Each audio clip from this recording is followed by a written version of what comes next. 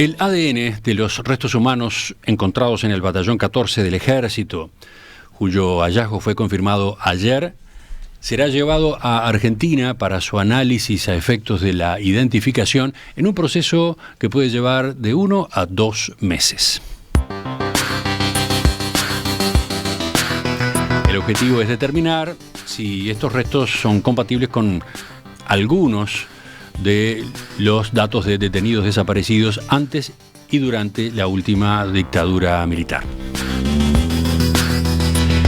La localización se produjo a escasos 100 metros del lugar donde fueron encontrados en 2011 los restos del maestro Julio Castro y los del militante Ricardo Blanco Valiente un año después, en 2012.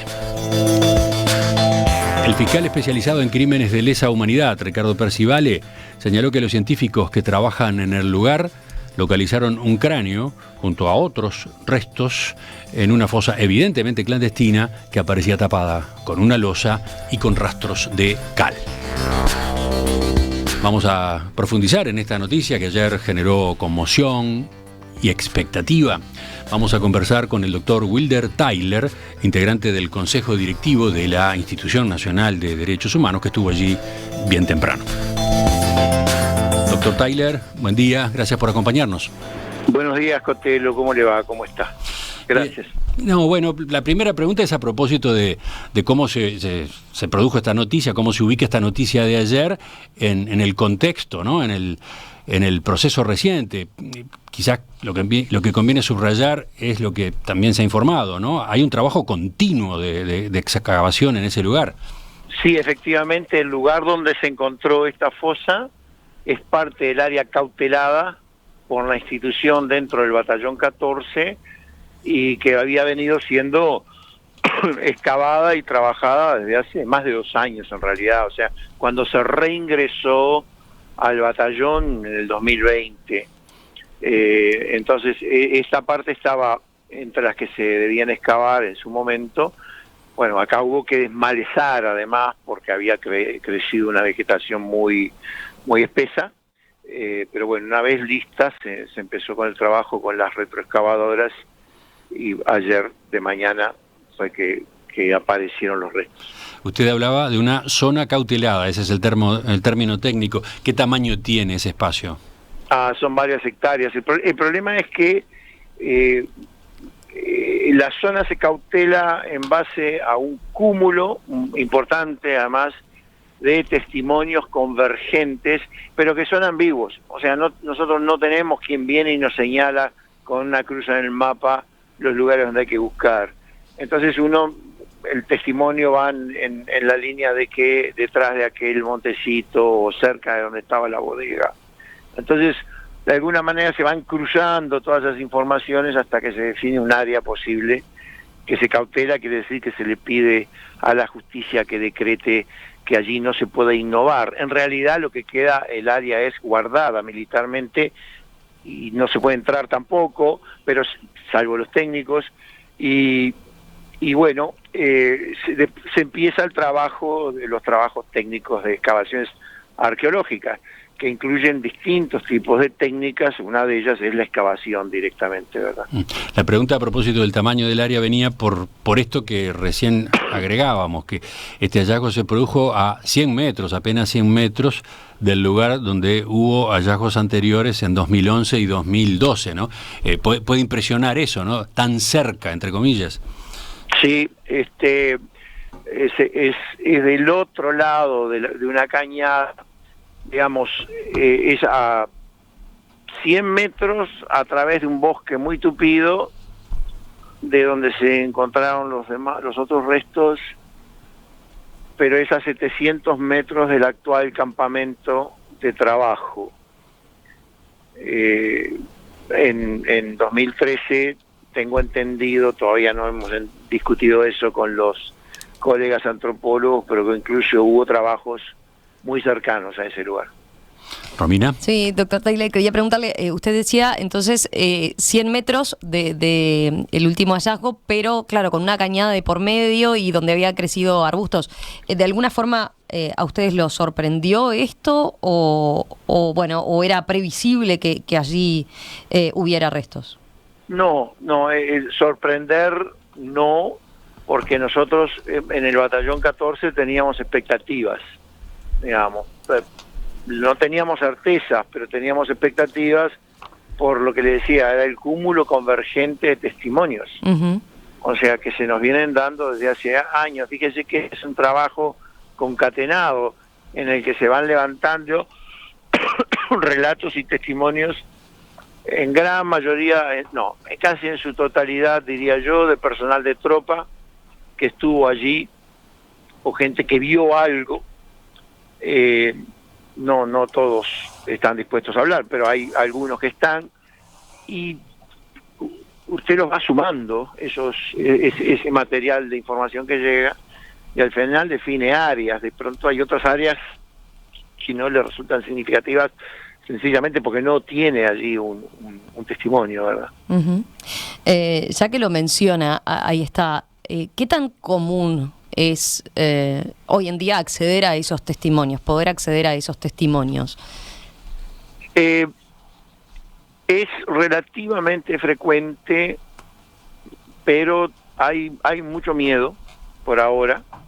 Hay muchas solicitudes de anonimato. Nosotros no tomamos testimonios anónimos, pero sí reservamos la identidad de quien dé testimonio. O sea, que aparecen personas que son personas de buena voluntad, que estuvieron allí o que escucharon que alguien les dijo, y todo eso se va sumando. Ahí está, son personas que se presentan por su propia iniciativa. O a veces se llega a ellos a través de material o listas de personal que trabajó allí en la época, y nuestros investigadores se aproximan a hablar con ellos.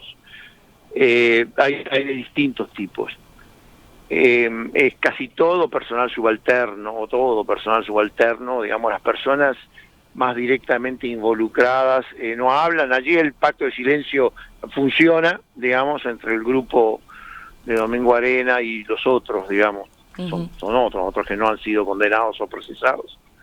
Pero bueno, yo le estoy hablando acá de personal subalterno, gente que cree haber visto algo, que eso sencillamente les hacen llamado de conciencia y se acercan a proporcionar información. ¿Y qué tan, teniendo en cuenta el panorama más general, ¿no? ¿Qué tan valiosa es esa información, teniendo en cuenta que bueno, no es de primera mano, ¿no? Que los actores principales involucrados, como usted dice, tienen de por medio este pacto de silencio? Bueno, usted tiene que armarla como si fuera un puzzle, ¿no? De a poquito poniendo las distintas piezas, y a eso se le agregan otro tipo de trabajo, como son prospecciones en el terreno, sondeos que se hacen. Ahora hemos incorporado otras técnicas que esperamos que nos ayuden a descartar, entre otras cosas, terrenos, como es las tecnologías LIDAR, para lo que contamos con el concurso de la UTEC. ¿Qué es eso? Para explicar básicamente en qué consiste. Se monta en un avión o en un dron, pero un dron grande, ¿no? Es bastante sofisticado. Se monta un aparato que lanza un haz de millones de rayos láser, continuamente rebotan, y allí se genera una nube de información, digamos, que luego tiene que ser decodificada, pero que le da finalmente, al cabo del proceso del procesamiento, le da unas imágenes que podrían ser como de hasta en tercera dimensión, si usted quiere, aunque no penetran en el terreno. Penetra en el terreno. ¿Y eso, pero, esta herramienta qué tan relevante es? ¿Cuánto puede cambiar el panorama? Sí, porque le puede mostrar donde haya perturbaciones de terreno. O sea, esta herramienta se usa en otros lugares, por ejemplo, para detectar antiguos sitios arqueológicos. Pero también se usa ahora... ¿Pero acá en nuestro país se usa ya para eso? No, en nuestro país usamos nosotros. Ahí está, la Institución Nacional de Derechos Humanos sería la primera entonces en aprovechar esta tecnología. Sí, junto con UTEC y con la Fuerza Aérea, porque requiere habilidades técnicas tanto para volar esos drones, son pilotos que lo hacen, como para después leer. Y ahí sí que hay muy pocos técnicos y están en la UTEC. Le quería preguntar, a ver, en el caso de Ayer, ¿cómo manejan ustedes como Institución Nacional de Derechos Humanos la comunicación con familiares cuando hay que trasladarle una novedad como la de ayer, ¿no? Porque imagino, obviamente está cargada esa comunicación de emotividad, pero a su vez se generan muchas expectativas, ¿no? Sí. ¿Le tocó a usted hacer la comunicación o cómo fue? Usted sabe que la institución es independiente, o sea que no rinde cuentas, pero nosotros sí hemos adoptado que nos debemos en nuestro trabajo al grupo de familiares como referente fundamental. Bueno, yo lo llamé, inmediatamente llamé a uno de los referentes de familiares ayer para decirle que parecía que había esto y que lo iba a empezar a mantener informado. Me vine hasta el lugar. Allí me mostraron los colegas el cráneo y lo volví a llamar enseguida para confirmarle que sí, que era un cráneo. Y allí ellos se encargan de llevar adelante el trabajo, pero con los familiares la relación que nosotros tenemos es de transparentar todo lo que vaya pasando en materia de búsqueda. Se es muy cauto en general en las especulaciones sobre, bueno, el sexo de la persona, de quien podría tratarse, pero ¿hay algún indicio que sí puedan manejar en torno a, por ejemplo, fechas en que podría haberse dado el enterramiento? No estamos en condiciones, en función de los datos que va arrojando hasta ahora el trabajo de extracción, o sea que es un cráneo y un número significativo de material óseo, no estaríamos en condiciones de hacer eso. Pero le quiero decir también que lo que pasa es que hay como un momento de prioridades. Uh-huh. Los antropólogos están en este momento realmente trabajando sobre el material en el lugar. Se nos ha complicado la logística porque tuvimos 4 episodios de lluvia en la noche. Entonces allí busca hacer toda una cantidad de cosas, establecer toldos y bueno, y llevar para abajo a veces lo que tenemos. Lamentablemente el tiempo no nos ayuda. ¿Cómo sigue ahora el trabajo entonces? ¿Permanecen allí los antropólogos, los arqueólogos hasta...? Bueno, estuvieron toda la noche, van a seguir hoy todo el día y si es necesaria en la noche de hoy también. Uh-huh. Después se va a extraer, cuando ya extraído los materiales, se llevan a un laboratorio. Se va a determinar cuál es el estado de ese material óseo, si hay algún tipo de, bueno, imagínese usted, fracturas o alteraciones de ese tipo. Y bueno, no lo hemos empezado a discutir ahora, pero creo que al principio de este programa ustedes hacían una referencia al ADN y es muy probable que tengamos que dar ese paso. Uh-huh. Y en ese caso sí se recurre a la República Argentina. Muchas veces sí, en general se ha hecho así, a veces va a Estados Unidos o a México, a España también, si quisiéramos verificar, pero empezaríamos por allí, porque además en Argentina y en el EAF está la base de datos de desaparecidos uruguayos o en Uruguay. Entonces después es más fácil hacer los cotejos necesarios. Uh-huh. En un primer momento se piensa en las personas que estuvieron detenidas allí, en el batallón 14 concretamente. Tanto, porque no solo... no era un lugar de detención clandestina. Entonces las personas que llegaron aquí y fueron asesinadas y enterradas acá, fueron traídas de otros lugares. En un caso concretamente de La Tablada, fíjense que es uh-huh. Relativamente lejos. No es como era el caso del batallón 13, donde estaba galpón, digamos, que era así llamado el infierno grande, y hay personas enterradas en los alrededores, ¿verdad? Esto es distinto. Esto es un predio muy grande, de 408 hectáreas, que tiene flancos y sectores que están muy desguarnecidos.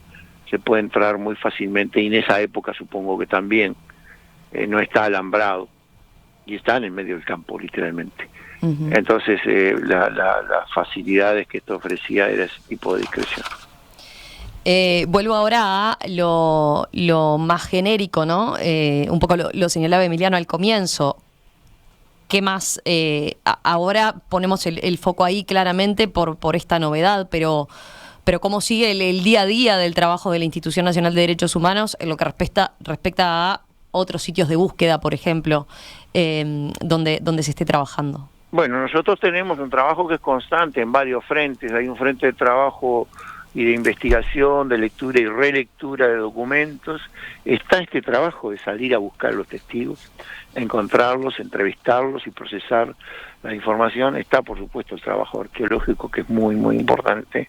Y después están estas otras técnicas que se usan de ir a distintos predios y tratar de encontrar anomalías a nivel de superficie.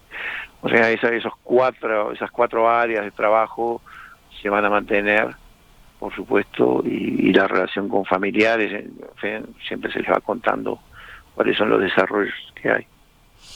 Doctor Wilder Tyler, integrante del Consejo Directivo de la Institución Nacional de Derechos Humanos, gracias por estos minutos esta mañana aquí en Perspectiva. Nos mantenemos en contacto. Gracias a ustedes. Que pase bien. Gracias.